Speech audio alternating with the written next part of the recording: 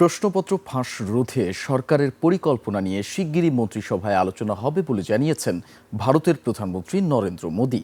এদিকে মোদির মন্ত্রিসভার এক সদস্য পদত্যাগ করেছেন।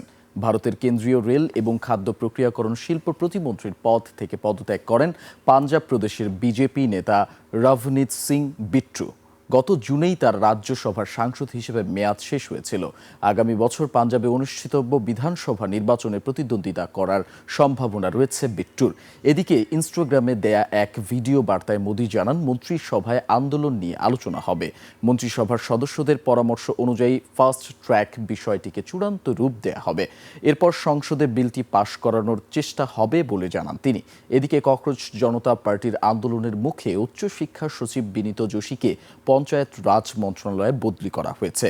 একই সঙ্গে ন্যাশনাল টেস্টিং এজেন্সি থেকে ৪৭ জন কর্মীকে বরখাস্ত করা সহ বেশ কিছু পদক্ষেপ নিয়েছে কেন্দ্র।